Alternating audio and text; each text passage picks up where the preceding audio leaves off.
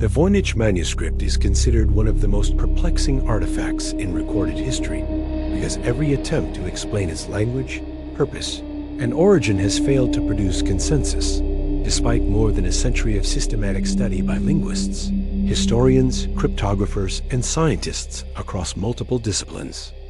The manuscript takes its name from Wilfrid Voynich, a Polish book dealer who acquired it in 1912. Although evidence suggests the document itself was created hundreds of years earlier, long before modern methods of encryption, linguistic analysis, or historical authentication were available.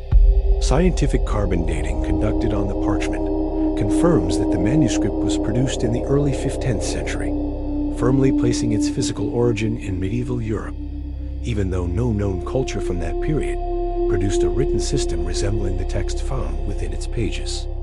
The book consists of approximately 240 pages, though scholars believe some are missing, and each surviving page contains carefully arranged handwritten text accompanied by illustrations that appear deliberate, structured, and consistent rather than decorative, random, or artistically improvised. The most striking feature of the Voynich manuscript is its writing system, composed of unfamiliar symbols arranged in flowing lines that resemble natural language, complete with word spacing, repetition patterns, and apparent grammatical structure that strongly suggests intentional composition. Despite this appearance of linguistic order, no known alphabet, cipher, or historical writing system has been conclusively matched to the manuscript, leaving it isolated from established linguistic families and resistant to traditional methods of translation or phonetic interpretation. Statistical analysis of the text reveals properties similar to real languages, such as predictable word frequencies and structural regularity, a finding that complicates arguments claiming the manuscript is meaningless or composed of random symbols without underlying informational intent. The manuscript is divided into several distinct sections, each identified by its unique illustrations, suggesting that the text addresses multiple subjects rather than presenting a single continuous narrative or thematic focus throughout the entire document. One prominent section contains drawings of plants, many of which resemble no clearly identifiable botanical species, instead combining recognizable roots, leaves, and stems with features that appear exaggerated, hybridized, or entirely unknown to modern taxonomy. Another section appears astronomical or astrological, featuring circular diagrams, star-like symbols, and zodiac imagery that resembles medieval cosmological representations while deviating in subtle but significant ways from known astronomical manuscripts of the same era. Some pages depict human figures, predominantly female, immersed in interconnected pools, tubes, and flowing liquids, imagery that has generated extensive debate regarding whether the manuscript relates to medicine, alchemy, physiology, or symbolic ritual practices. These illustrations do not clearly correspond to any single known medical or scientific tradition, complicating attempts to categorize the manuscript within established medieval intellectual frameworks such as herbal medicine, astrology, or natural philosophy. Shortly after Voynich introduced the manuscript to academic circles, cryptographers and linguists began analyzing the text, confident that systematic methods would eventually reveal decipherable code or concealed language beneath its unfamiliar symbols. Early decoding efforts focused on classical substitution ciphers and medieval encryption techniques, assuming that the manuscript concealed a known language beneath layers of intentional obfuscation designed to restrict understanding to select readers. These early attempts failed to produce consistent translations, as proposed solutions could not be applied uniformly across the manuscript or independently verified by other researchers examining the same text. During the 20th century, the Voynich manuscript attracted the attention of professional codebreakers, including individuals who had successfully deciphered complex military encryption systems during wartime intelligence operations. Even these highly skilled cryptanalysts were unable to identify a functional cipher or linguistic structure that produced meaningful, reproducible interpretations of the manuscript's content. As computational tools became available, researchers applied statistical modeling and computer-assisted analysis to the text, hoping increased processing power would expose hidden patterns inaccessible to manual examination. Computer analysis confirmed that the manuscript exhibits internal consistency and structural order, but it failed to reveal any recognizable language, known cipher system, or encoded plaintext beneath the symbols. This paradox, a text that behaves like language but refuses to yield meaning, has become one of the manuscript's most defining and confounding characteristics. One theory proposes that the manuscript encodes a real language using an unknown or deliberately constructed writing system designed to conceal knowledge from readers lacking specific training or contextual understanding. Another hypothesis suggests that the manuscript represents a fully constructed language, created intentionally with its own grammatical rules and vocabulary, rather than derived from any naturally occurring spoken language. Some scholars argue that the manuscript may function as a mnemonic or symbolic reference system, where meaning emerges only through association with external knowledge rather than direct linguistic reading. A more skeptical interpretation claims the manuscript is an elaborate hoax designed to appear linguistically meaningful while conveying no actual information to the reader. Critics of the hoax theory question why someone would invest extraordinary time, skill, and resources into producing a meaningless text, particularly during a historical period when parchment was expensive and labor-intensive to prepare. Additionally, the manuscript's statistical properties are difficult to replicate artificially, especially without modern computational assistance, making deliberate fabrication less plausible than often assumed. The illustrations themselves appear systematic rather than arbitrary, reinforcing the possibility that the manuscript follows an internal logic not yet understood, rather than serving purely deceptive or decorative purposes. Some researchers have proposed that the manuscript may encode specialized scientific or medical knowledge that was experimental, incomplete, or later abandoned, leaving no surviving contextual references. Attempts to match the plant illustrations with known medicinal herbs have produced partial similarities, but no definitive identifications, capable of anchoring the manuscript within a known pharmacological tradition. At this stage of analysis, the Voynich Manuscript remains defined not by what scholars have failed to try, but by the extraordinary consistency with which every proposed explanation has fallen short of definitive proof. As research into the Voynich Manuscript expanded, scholars began to realize that its resistance to interpretation was not due to lack of effort, but rather to the absence of any external reference capable of confirming meaning, context, or intent behind the symbols used throughout the text. Unlike many historical documents, the manuscript contains no recognizable names, places, dates, or events, removing the contextual anchors that normally allow historians and linguists to situate a text within a broader cultural or historical framework. This absence of reference points makes it impossible to test translations against known facts, as any proposed interpretation lacks independent verification beyond internal consistency, which alone is insufficient to establish credibility. Over time, researchers attempted to analyze the manuscript by section, assuming each illustrated category might correspond to a specific subject such as botany, astronomy, medicine, or alchemy, thereby narrowing the range of possible meanings. Botanical analysis has proven particularly challenging, as the plants depicted often combine realistic elements with exaggerated or impossible features, suggesting either symbolic representation, stylization, or reference to species no longer recognized. Some historians argue that medieval illustrators frequently altered plant forms for emphasis or mnemonic purposes, meaning the illustrations may not be intended as literal representations of real botanical specimens.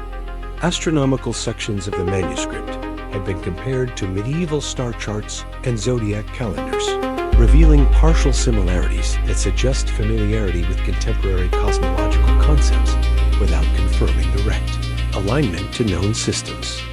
Zodiac imagery within the manuscript includes familiar symbols, yet their arrangement and accompanying text deviate from established astrological manuscripts, complicating efforts to map symbols directly to recognized traditions.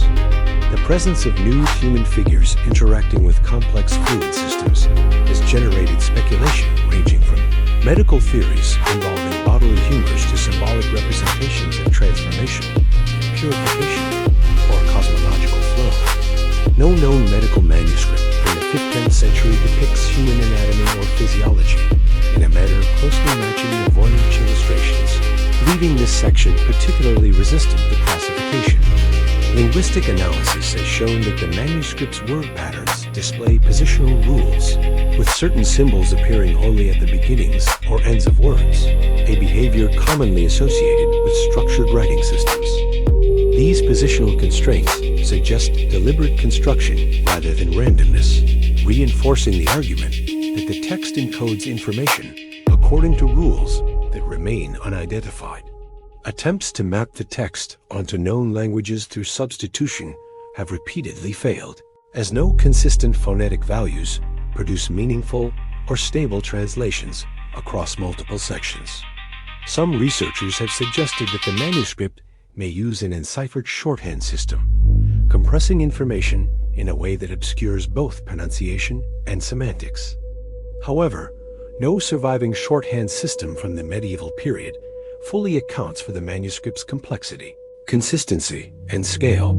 The possibility that the manuscript encodes multiple languages or layers of meaning has also been explored, though such theories increase complexity without offering verifiable explanatory power. During the Cold War era, interest in the manuscript intensified as government cryptographers applied techniques developed for intelligence work, yet these efforts similarly failed to reveal decipherable content. The failure of expert codebreakers strengthened the manuscript's reputation as uniquely resistant, distinguishing it from historical ciphers that eventually yielded under sustained analytical pressure. Modern computational linguistics has confirmed that the manuscript exhibits entropy levels consistent with natural language. Yet this finding does not reveal semantic meaning or linguistic lineage. This contradiction, measurable structure without intelligible content, remains one of the most challenging aspects of the Voynich Manuscript for contemporary researchers. Some scholars propose that the manuscript may represent a form of pseudo-language, constructed to imitate linguistic structure without conveying conventional meaning. Critics of this idea argue that maintaining such complexity across hundreds of pages would require extraordinary discipline and offers little incentive for the creator. Others suggest the manuscript functioned as a private reference work, meaningful only to its author or a limited circle of readers sharing contextual knowledge now lost. The absence of marginal notes, corrections, or revisions further complicates interpretation, as the manuscript appears unusually clean and consistent for a working document. This consistency suggests the text was copied carefully from an earlier source or composed according to a fixed system rather than developed experimentally. Provenance records indicate the manuscript passed through the hands of collectors and scholars who valued it despite being unable to read it. Its preservation suggests that mystery itself may have contributed to its perceived importance rather than diminishing its worth. The manuscript's survival contrasts with countless readable texts lost to time, highlighting how uncertainty can enhance historical significance. Each generation has approached the Voynich manuscript with new tools and assumptions, yet none have succeeded in establishing definitive meaning. At this point, the manuscript stands as an unresolved convergence of language, symbolism, and intention that continues to resist explanation despite sustained analytical effort. As analytical methods grew more advanced, researchers increasingly questioned whether the Voynich manuscript was ever intended to be decoded by anyone beyond its creator, raising the possibility that meaning may depend on lost conventions, private symbolism, or contextual knowledge that cannot be reconstructed through textual analysis alone. This perspective reframes the manuscript not as a puzzle awaiting solution, but as a historical artifact reflecting the intellectual environment of its time, where secrecy, exclusivity, and symbolic communication were often valued over accessibility or broad comprehension. In medieval Europe, knowledge related to medicine, alchemy, and cosmology was frequently restricted to small circles, sometimes encoded deliberately to protect ideas from misuse, misunderstanding, or external authority. If the Voynich Manuscript emerged from such a context, its opacity may represent intentional design rather than failure, explaining why conventional decryption methods repeatedly fall short. Some historians suggest the manuscript could have functioned as a personal notebook, where symbols replaced words to accelerate writing speed or conceal meaning from unintended readers. Others propose that the manuscript represents an experimental system, a linguistic or symbolic project that was never completed, standardized, or disseminated beyond its originator. This interpretation could explain the manuscript's internal consistency without requiring it to convey coherent semantic meaning in the way modern readers expect. The absence of any known reference to the manuscript in contemporary records further supports the idea that it existed outside mainstream scholarly communication of its time. Unlike famous medieval works that were copied and circulated, the Voynich Manuscript appears isolated, suggesting limited distribution or deliberate concealment. Its rediscovery centuries later transformed it from an obscure object into a subject of intense scrutiny, projecting modern expectations onto a document created under very different assumptions. This temporal distance complicates interpretation, as modern analytical frameworks may not align with the cognitive or cultural structures that shaped the manuscript's creation. Attempts to impose modern linguistic categories onto the text may therefore misinterpret its function, treating symbolic systems as failed languages rather than alternative forms of representation. The manuscript challenges the assumption that all structured writing must correspond to spoken language, highlighting the possibility of non-phonetic systems of meaning. In this sense, the Voynich Manuscript occupies a conceptual space between text, diagram, and symbolic code, resisting classification within any single category. Its illustrations may not merely accompany the text, but function as integral components of meaning, suggesting a multimodal system that cannot be decoded through textual analysis alone. This possibility complicates efforts to separate image from script, as meaning may emerge only through their combined interpretation. Yet without surviving explanatory material, such integration remains speculative, leaving researchers to infer intent without confirmation. The manuscript's endurance reflects not only its physical preservation, but its ability to provoke inquiry across disciplines, each approaching the mystery with different assumptions and tools. Linguists, cryptographers, historians, artists, and computer scientists have all engaged with the manuscript, expanding understanding without achieving resolution. This interdisciplinary attention has enriched analysis while simultaneously multiplying interpretations, none capable of displacing the others conclusively. Over time, Voynich Manuscript has come to symbolize the limits of decipherment, illustrating how complexity and ambiguity can persist despite sustained intellectual effort. It stands as a reminder that not all artifacts yield their meaning through analysis alone, particularly when context has been erased by time. The manuscript forces a confrontation with uncertainty, challenging confidence in the ability of technology and method to resolve every historical question. In an era defined by data and accessibility, the existence of an unreadable book remains deeply unsettling. Its silence resists explanation, interpretation, and closure, sustaining fascination precisely because it denies resolution. Whether the manuscript encodes lost knowledge, deliberate secrecy, or structured meaning without semantic intent remains unresolved. Each explanation reflects more about contemporary expectations than about the manuscript itself. The enduring mystery lies not only in what the manuscript contains, but in why understanding remains perpetually out of reach. The Voynich Manuscript persists as evidence that some questions survive, precisely because answers are unattainable. The facts are real.